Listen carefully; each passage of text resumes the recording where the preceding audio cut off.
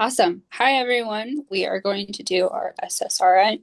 Um, to start off, I'll start off with the questions, and since we're switching clients, so Bracken will start out as the client, and then it will switch from Bracken to James towards the end. But first, me and James will record Bracken's response. We will be the therapist at first, and then at the end, James will be the client, and Bracken will be the therapist. So, to start off, we're going to start off with the role play as Bracken being the client and me interviewing him. So, hi Bracken. I realized that you came in today and you said a couple of concerning things that you were having some thoughts. I would like to do a c-ssrs on you. I just need to go over some confidentiality stuff with you. As far as that assessment goes, it is a suicide assessment. I think it would be beneficial to go over this assessment with you and just kind of go over things with you as far as that goes. And I just want to let you know that as far as HIPAA, like this is fully confidential.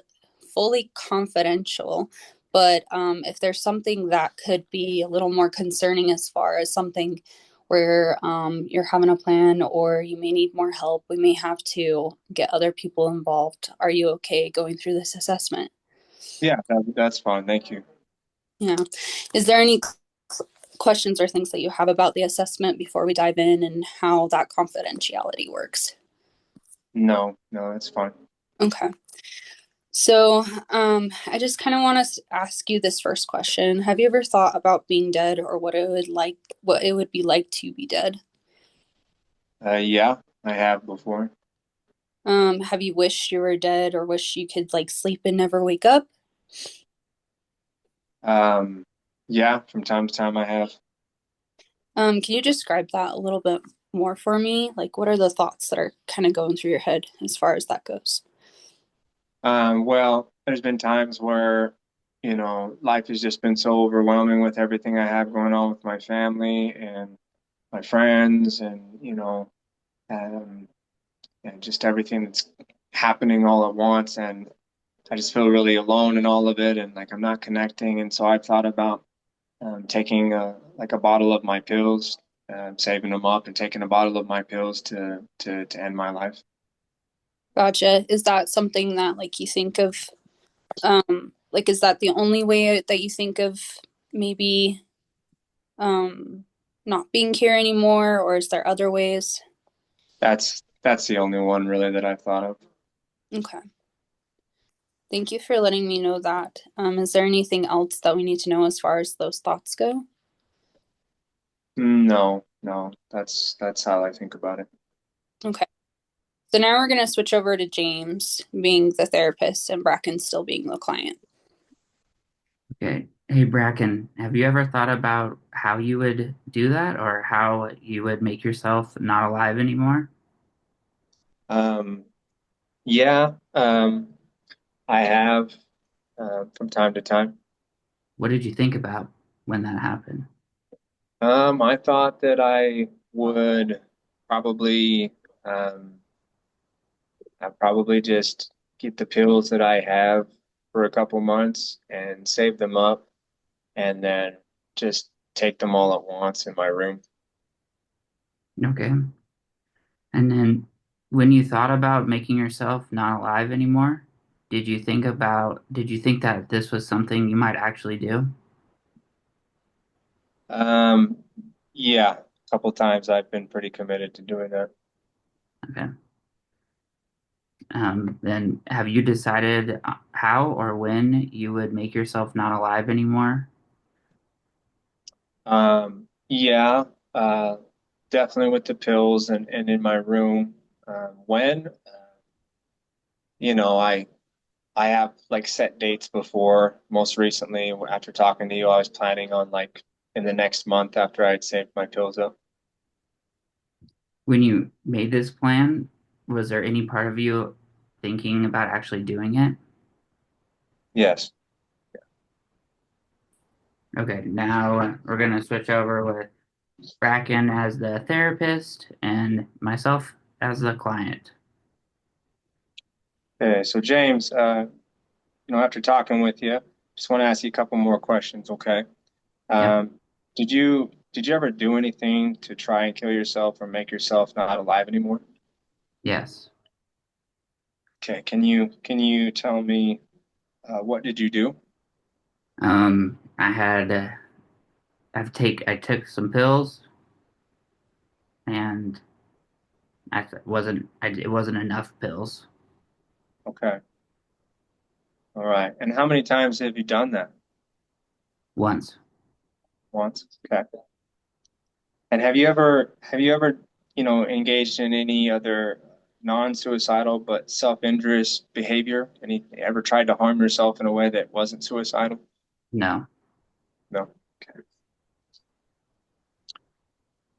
And so, has there ever been a time when you started to do something to make yourself not alive anymore, but someone or something stopped you before you actually did anything?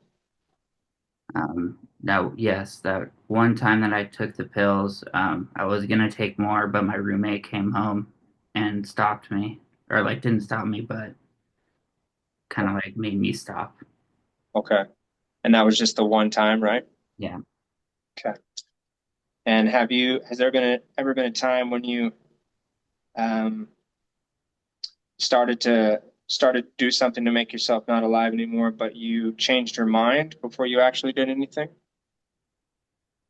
Um, well, like besides that one time with the roommate, like I've thought about it, but I haven't like I got scared and I like didn't fully commit. Okay. Okay. And then have you ever done anything to get ready to make yourself not alive anymore or to end your life? Like giving things away, writing a goodbye note, or getting things you need to kill yourself? I've been stocking up on pills kind of for the day. I haven't really like thought about too much giving stuff away or anything like that, but I have written a couple drafts of a note. Okay. All right.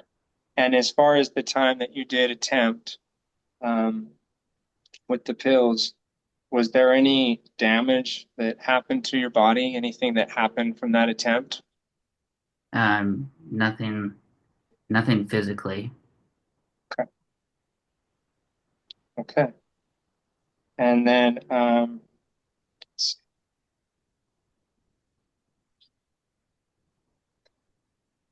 perfect. And that's the end of those things. I mean, the only other one we had was the potential lethality, but he did answer a zero to it, but that's more on my own to discern, and I would have given likely to result in injury. I would probably would have given a two, actually. Behavior likely to result in death despite of available medical care if you would have gone through with that, a bottle of pills. So and that's the end of our assessment. So, Awesome. As far as like group debriefing, I'm going to go over what we could have provided for the client and next steps. So, coming up with a safety plan would have been good as far as like next steps as this, helping him find a therapist and asking, hey, are you currently in therapy? Is your therapist aware of the um, possible risk with pills as far as that goes? And seeing if they can dissect into more of that tendency and kind of that mind process and see if there's any stressors that way as far as that goes. Also, giving the client some national phone lines as far as like a support therapist that's a 24/7 or a national suicide hotline to help them go through with that. The therapist hotline would be great. They usually have them at uni where you can just call in and request a therapist, and the therapist can help with whatever is going on at the time frame, or they have mobile teams that will go out to the house and help with the situation at hand. So, giving the client those resources. The great thing about this assessment is that the types of answers and the types of questions that were being delivered is we probably would not get a lot out of the client if we didn't have these types of questions. The client was very brief with their descriptions, and possibly in real life, they'll probably be brief and feel a lot of emotions that come with just even admitting this. And so these yep. questions are designed to get a lot of information out of the client and kind of help them with the resources that they need, especially if it's a stressor or a situation that they're dealing with that is causing these suicide tendencies. Um, and then, And I just wanted to expand on that a little bit real quick, if I could. I like that you said that these questions are that they don't stop is what I'm thinking, like just because one thing, we are supposed to, if it's yes, yes, then keep going. But also like they may not be very descriptive. And as we're asking, the more like detailed these questions become, the more and more context we get. We wouldn't get that without this type of screener, or we really maybe wouldn't have thought to ask those kind of questions. And so it really helps to further our understanding. So I like that a lot. Yeah, and I also want to add, like, so since this is such our client is a severe case, there should be like some supervision because and the client has a plan with pills at home. Uh, Mhm. there should be like supervision to get those pills out of the home. yeah, there's also resources we could give the client where coming up with a plan on how to discard pills in the area and not keep them on hand right after a prescription or after having them. So there's multiple fire stations and different facilities around the community where we could give that, and there's like drop boxes that they can do that and drop them off. Um, Basically creating a safety plan, like we've been talking about, just all these things create a really good safety plan to wrap around them. So, yeah. Yeah, and just kind of also getting like what is causing the great thing about this assessment is kind of like what is causing it? Is it stress related? Is it not, like what's going on kind of thing? What's the situation at home? The client here has like some roommates, so I'm guessing their roommates are super supportive. And some of the strengths with this client is it sounds like from the assessment that they haven't fully gone through with an attempt and had it failed or something of that point. It's been more of um, I guess I don't know how to explain that, but just there's been some behaviors, but they haven't like fully had multiple attempts, which they could possibly get in and get some help right away and maybe figure some things out that they didn't think of beforehand. So, For sure. so Okay. awesome. Okay.